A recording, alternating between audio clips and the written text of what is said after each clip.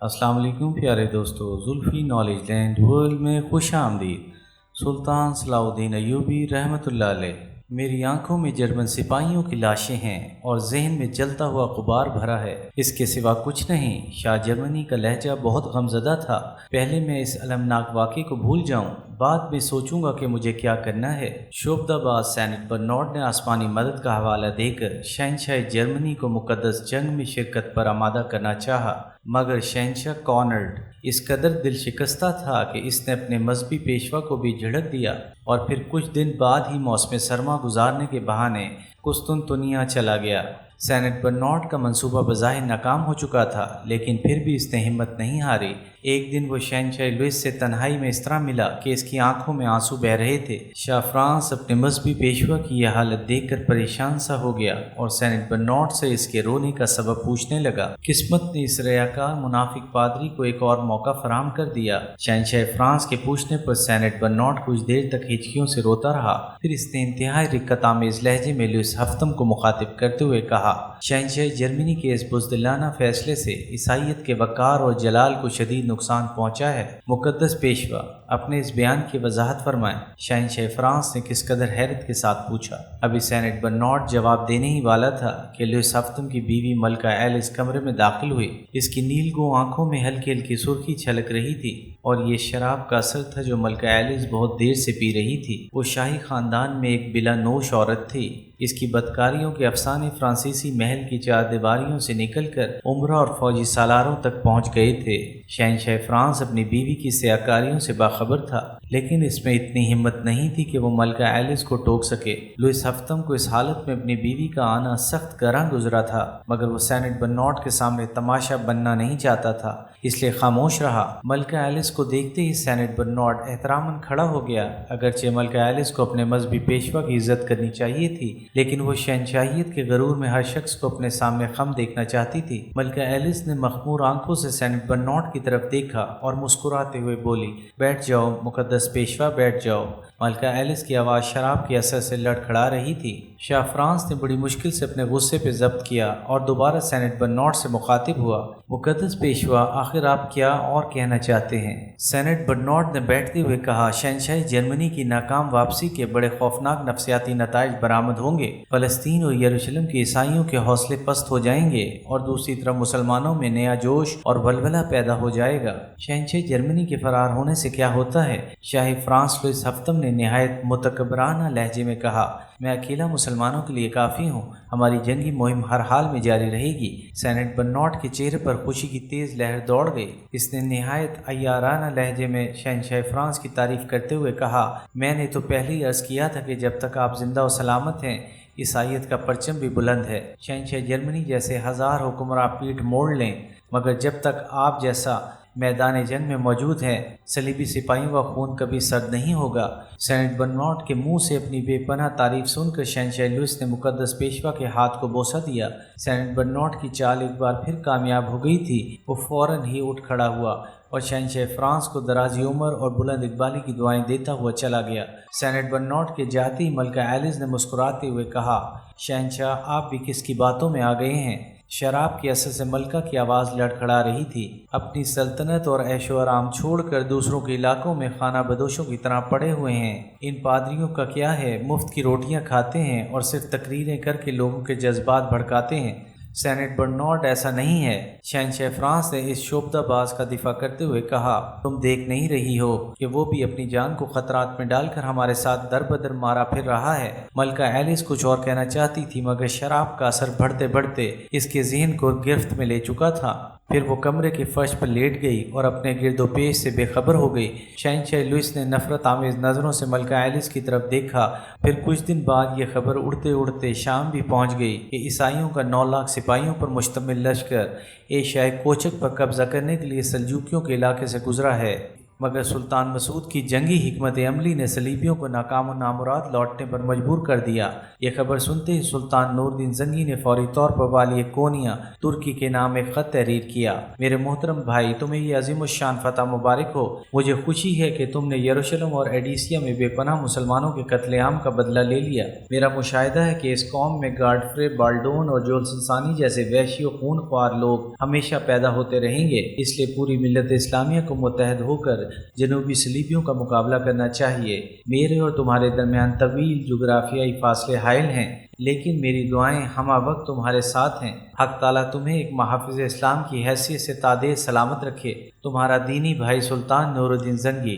سلطان مسعود اول کے نام مبارکباد کا خط ارسال کر کے سلطان نور الدین زنگی نے اپنے فوجی سرداروں اور سیاسی مشیروں کا ایک خفیہ اجلاس طلب کیا اور فرانس اور جرمنی کی شکست کا حال بیان کرتے ہوئے حاضرین مجلس سے پوچھا، آپ کے خیال میں شہنشاہ لوئس اور شہنشاہ کارنٹ کے سیاسی عزائم کیا ہیں؟ یوسف صلاح الدین کا حقیقی چچا اسد الدین شیرکو اپنی نشست پر کھڑا ہوا۔ اس وقت اسد الدین شیرکو کی سیاسی حیثیت یہ تھی کہ وہ دربار سلطانی میں سب سے زیادہ بااثر سردار تھا۔ سلطان نور الدین محمود زنگی اسد الدین شیرکو کو اپنا معتمد خاص سمجھتے تھے۔ سلطان عادل فرانس اور جرمنی کے شہنشاہ توسیع سلطنت کی خواہش میں یورپ کی حدود سے نکل کر کچھ ایشیائی علاقوں پر قابض ہونا چاہتے ہیں۔ اس کے سوا بظاہر ان کے کوئی اور عزائم نظر نہیں آتے۔ پھر اسد الدین شیرکو کے بھائی نجم الدین ایوب اور دوسرے سرداروں نے بھی کم و بیش اسی قسم کے خیالات کا اظہار کیا۔ سب سے آخر میں نوعمر یوسف صلاح الدین اپنی جگہ کھڑا ہوا اور والی شام کو مخاطب کر کے کہنے لگا، سلطان عزیشان میں شہنشاہ جرمنی اور شہنشاہ فرانس کی لشکر کشی کو محض ہوس مولگیری نہیں سمجھتا، در پردہ ان کے مذہبی عزائم بھی ہیں۔ درباری عمرہ نے بڑی حیرت سے اس نوجوان کو دیکھا جو عمر رسیدہ اور جہاں دیدہ سرداروں کی رائے سے اختلاف کر رہا تھا۔ خود سلطان نور الدین محمود زنگی بھی یوسف صلاح الدین کے خیالات پر تعجب میں تھے۔ یوسف، تم اپنی بات کو ثابت کرنے کے لیے کوئی مضبوط دلیل بھی رکھتے ہو؟ نہیں سلطان عادل، میں کوئی دلیل نہیں رکھتا، یوسف صلاح الدین نے نہایت سادگی سے جواب دیتے ہوئے کہا، مگر پھر بھی میں ایک واقعہ آپ کے گوش گزار کرنا چاہتا ہوں۔ سلطان نور الدین زنگی کے ساتھ دوسرے سردار بھی اس نوجوان کی بات سننے کے لیے ہمتن گوش ہو گئے۔ میں کچھ دن پہلے اپنے استاد محترم قاضی ابن ارسون کی خدمت میں حاضر تھا، یوسف صلاح الدین نے باوقار لہجے میں کہا۔ میں نے استاد گرامی سے عرض کیا، ہماری طرح یہود بھی اہل کتاب ہیں اور نصارہ عیسائی بھی، ہم ان کے رسولوں پر صدق کے دل سے گواہی دیتے ہیں اور اس شہادت کو اپنے ایمان کا حصہ سمجھتے ہیں، مگر یہودی اور عیسائی ہمارے رسول سرور کونین صلی اللہ علیہ وسلم کا اقرار کیوں نہیں کرتے؟ یہ کہہ کر یوسف صلاح الدین چند لمحوں کے لیے خاموش ہو گیا۔ فوجی مجلس پر گہرا سکوت طاری تھا۔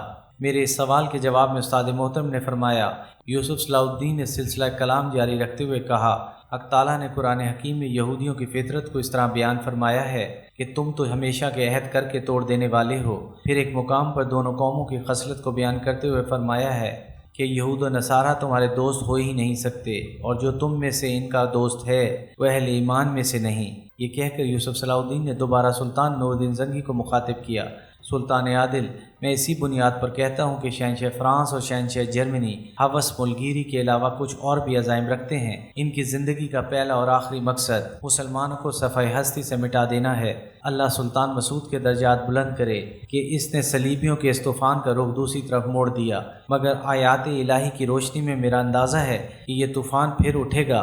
قاضی ابن ارسون کا شاگرد ہونے کے سبب یوسف صلاح الدین نے بڑی پر اثر تقریر کی تھی۔ سلطان نور الدین محمود زنگی نے یوسف صلاح الدین کے دانشمندانہ خیالات کی بہت تعریف کی اور اپنے جاسوسوں کو حکم دیا کہ وہ صورتحال پر گہری نظر رکھیں۔ پھر وہی ہوا جس کا خدشہ یوسف صلاح الدین نے سلطان نور الدین محمود زنگی کے دربار میں ظاہر کیا تھا۔ شعبدہ باز سینٹ برنارڈ نے شاہ فرانس لوئس ہفتم کے مذہبی جذبات کو اس قدر بھڑکایا کہ وہ مسلمانوں سے ایڈیسیا کی شکست کا انتقام لینے نیکیا سے نکل کر بڑی احتیاط کے ساتھ لاؤڈوسیا کی طرف بڑھا۔ اب کی بات شہنشاہ لوئس ہفتم نے نئی جنگی حکمت عملی اختیار کی تھی۔ اس نے اپنی 1,00,000 فوج کو 2 حصوں میں تقسیم کر دیا تھا۔ یہ دونوں فوجیں بادشاہ کی ہدایت کے مطابق 2 سالاروں کی نگرانی میں سفر کرتی تھیں۔ دوسرے دن سالار تبدیل کر دیے جاتے تھے اور ان کی جگہ نئے سردار لے لیا کرتے تھے۔ شہنشاہ لوئس کی فوج کا اگلا حصہ سالار جیفری کی قیادت میں آگے بڑھ رہا تھا۔ اسی فوج میں ملکہ ایلس بھی شامل تھیں۔ لاؤڈیسیا سے روانگی کے وقت شہنشاہ لوئس نے سالار جیفری کو حکم دیا تھا، تم سامنے کے بلند پہاڑ کو بابا داغ کی چوٹی پر پہنچ کر اس وقت تک ٹھہرے رہو جب تک میرا لشکر تم سے آنا ملے۔ سالار جیفری نے اپنے بادشاہ کے حکم کے مطابق تیز رفتاری کے ساتھ سفر کیا اور کو بابا داغ کی چوٹی پر جا کر ٹھہر گیا۔